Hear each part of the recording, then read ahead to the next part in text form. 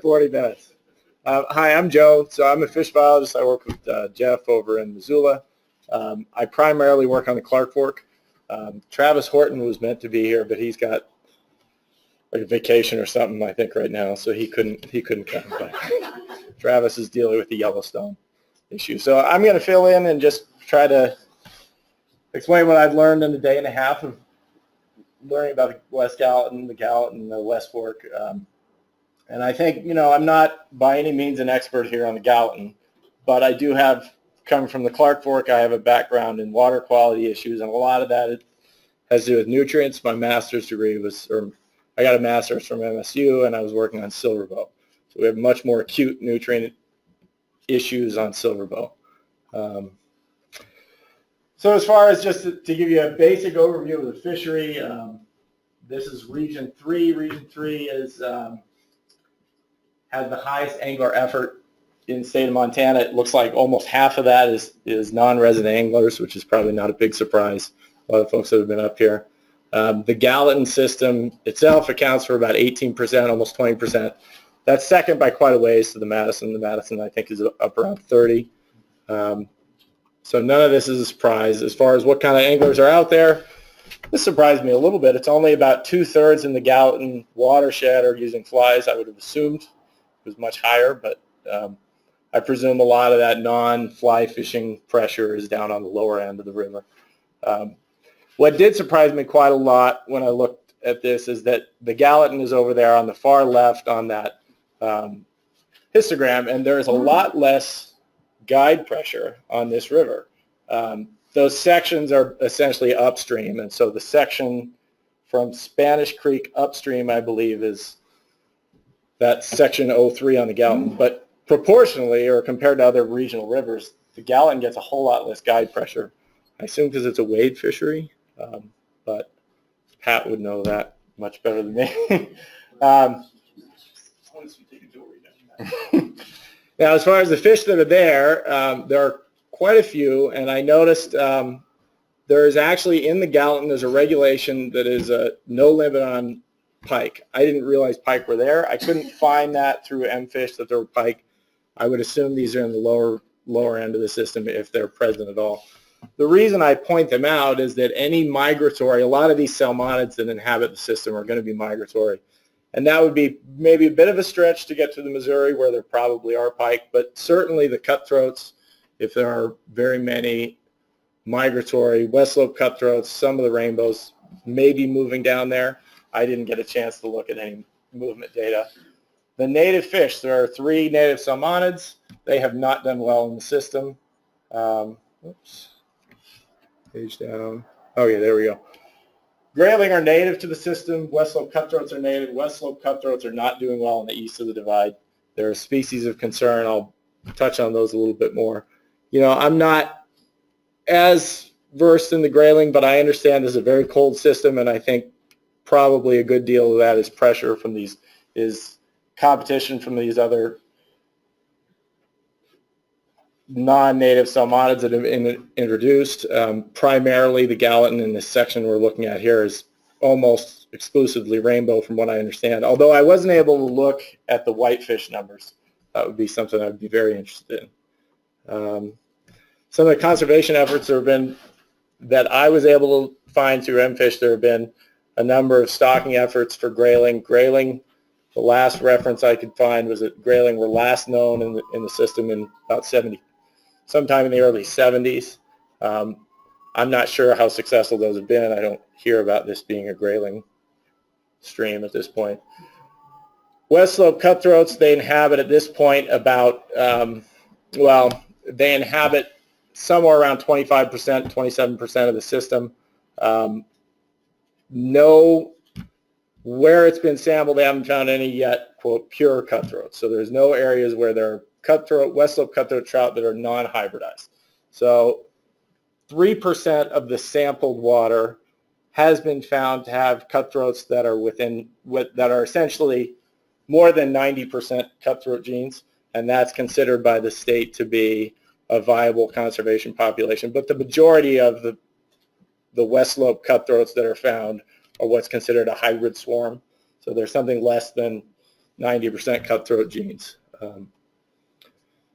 Now, what I am most interested in, what I thought would be most interesting here to this talk, that was just trying to give you the overview of the fishery. But what I think is interesting is when you look at population numbers, population sampling on the main stem of the Gallatin, I guess the West Gallatin. So this would be the West Fork drainage coming in. There are two sample sites.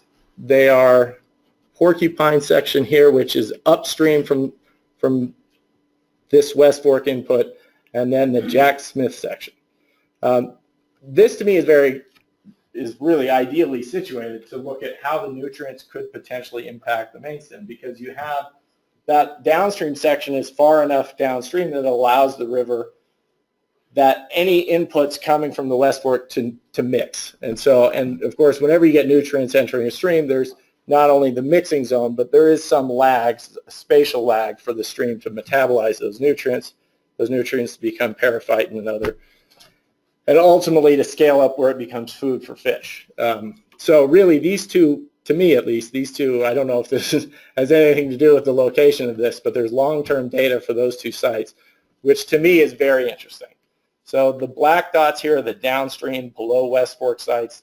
White dots are the upstream Porcupine section sites. This is a fantastic long-term data set they've got.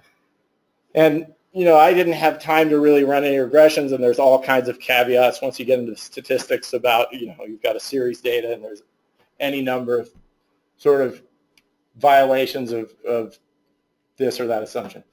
However, if you fit a trend to both of these lines, it's very, very compelling. You have almost a doubling of trout, this is rainbow trout, numbers downstream of the West Fork.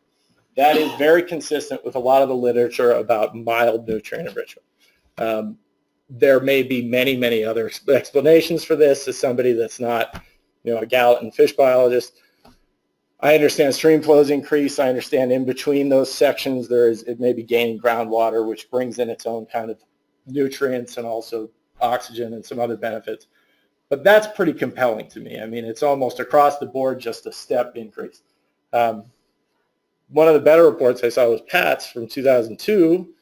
Didn't know he was going to be here, but he points out that this period in the mid 90s when there was heavy duty runoff and then again followed by drought, where that hit other parts of the state really hard in a negative way. Here, where you have a very cold, nutrient-poor system to begin with, where recruitment is limited by ice scour and just survival because of the harshness of the conditions, you almost have sort of an opposite situation here. So where you had drought negatively affecting most of the state, it actually had a little bit of a positive effect for these rainbow trout. Now, one of the studies that I've seen that I think potentially has a lot of interest in this system, it certainly does to me over in the Clark Fork and Silverbow, is some work that's been done in the Bow River in Calgary. That's also a very nutrient-poor river.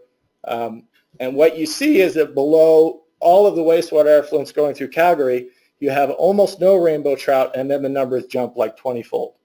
So that small nutrient enrichment, while it's a negative effect, it's considered, for standards, it can have some negative effects. If it's very severe, you get hypoxia and other issues.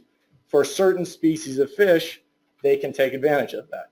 However, what this study shows, and this is very interesting, is that the whitefish populations, once that effluent once that effluent comes in, those whitefish do the exact opposite.